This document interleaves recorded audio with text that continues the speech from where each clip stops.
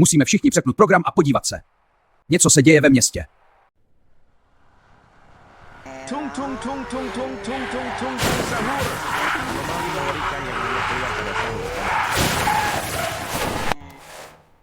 Jako co se to tady zase v tom Brookhavenu děje? Furt něco v tomhle městě. Jo, vypínáme televizi, jdem spát a zítra na to přijdem.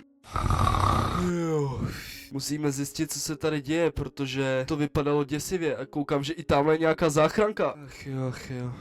Co mi tady stojí nějaký chlap u aut? Dobrý den, pane, můžu se optat, co tady děláte? No já koukám na kamerový záznamy a mám asi podobně. Jak jako máte podobně? Co se stalo? No podívejte se se mnou, to mám asi podobně. Ukažte mi to. Tady koukněte na ty kamerový záznamy.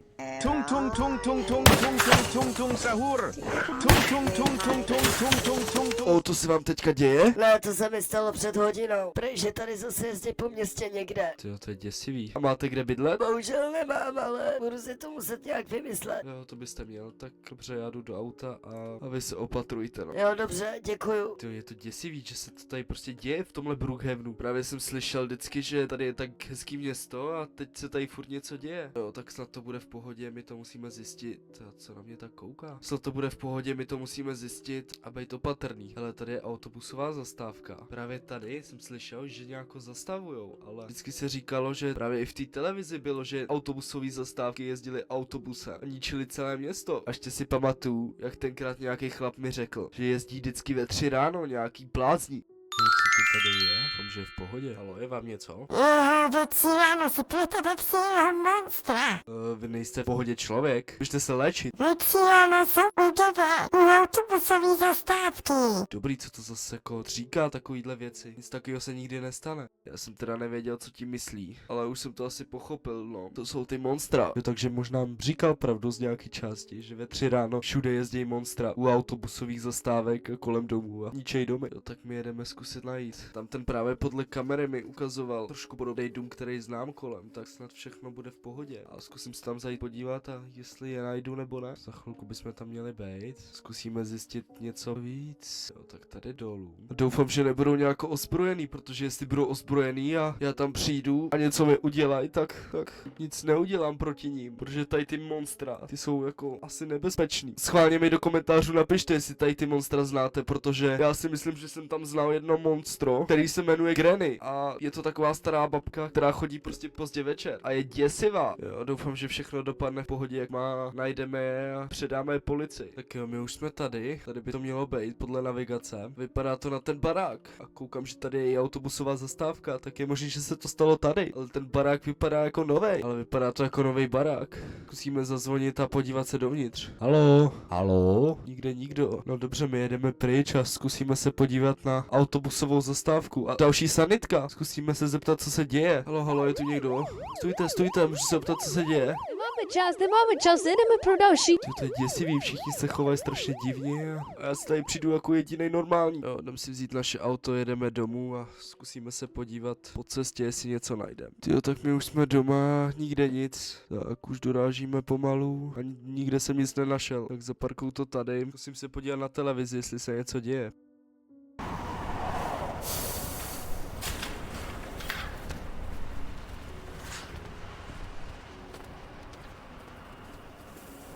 Jo, tak v televizi to zase bylo, zase ve 3 ráno. A ve 3 ráno se jdeme podívat, všechno tohle se děje ve 3 ráno. Jdeme spát, nastavím si budíka a na nějakou autobusovou zastávku. A zkusíme je spatřit a předat policii.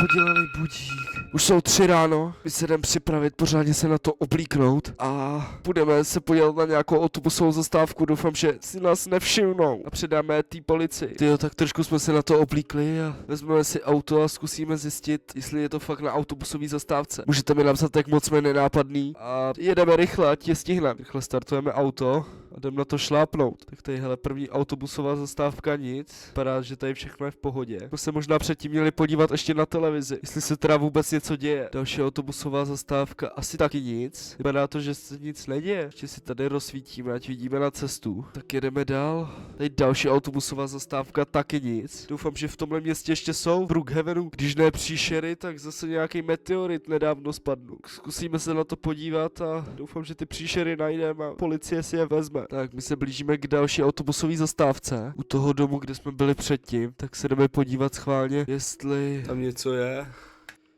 Okolo taky nic není.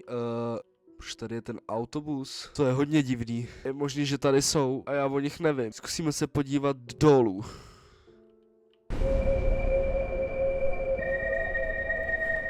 Jo, jsou tady, nejspíš nás viděli, musíme rychle pryč, musíme tady všechny varovat. Utíkejte pryč. Rychle jdem vzít naše auto a musíme odsaď odjet. Slečno, utíkejte rychle pryč, jsou tady příšery. Ale prosím vás, se nebojím, já tam jedu. Tak to byl ten nejhorší nápad, který jsem kdy slyšel. My rychle jedeme domů a jdem to ohlásit policii.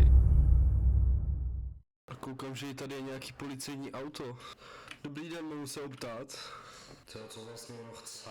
No, co potřebujete? No, já jsem se vás chtěl zeptat, jenom nevíte něco o těch příšerách.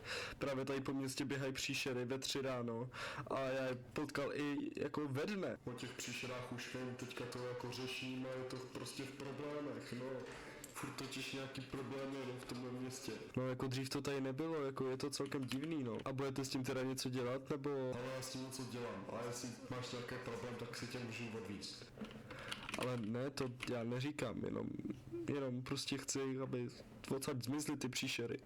Abyste je zatkli. Ale já se o to postarám, já tady řídím tohle město, všechno je pod mojí kontrolou. Jo, to já vím, jenom prostě chci, aby všechno bylo v pohodě. Ale neříkej mi, co mám dělat. To já vám neříkám, jenom... Ale neříkej mi, co mám dělat, naposled. No dobrá tedy, tak můžu na vás nějaký kontakt jenom, abyste mi pak dal třeba vědět, kdybyste je chytli? Jo, jasně, peš se. Dobrá tedy, tak píšu si. 158. Ano, mám. 158. Tak dobře, mám to napsaný. A tak já vám teda když tak dám vědět, kdyby cokoliv.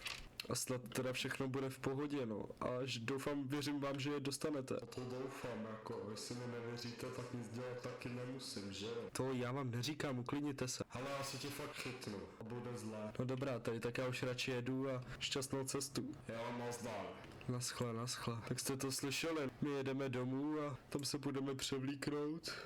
Půjdeme spát a doufám, že nám dá nějako vědět, protože jsem zvědavý, jak to doopravdy dopadne. My už jsme skoro doma, já tu zaparkuju auto, tak auto máme zaparkovaný, konečně doma.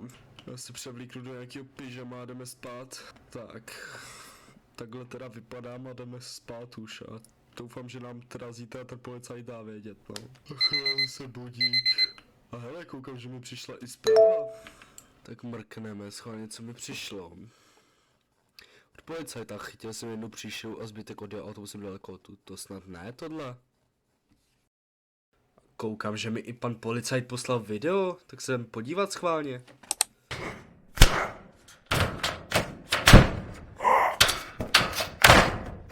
Tak vidíte to, Tung Sahura přece chytli a je za mřížema. Sice ostatní nám utekli, ale doufejme, že už se nevrátěj a nepřijdou mu třeba pomoct. My už snad jsme v pohodě, my už budeme jenom v pohodlí domova odpočívat a nikdo si na nás nepřijde jen tak. A kdyby jo, tak Pedísek si umí vždycky poradit, jako tady s těma monstrama. Babička Granny je na nás malá. A ostatní taky. Tak jo, doufám, že se vám tenhle díl líbil. Jestli jste se aspoň trošku báli, můžete něco napsat do komentářů, že jste byli úplně pokakaný. A jestli ne, tak napište do komentářů, bylo to easy. A teda to je všechno z dnešního videa a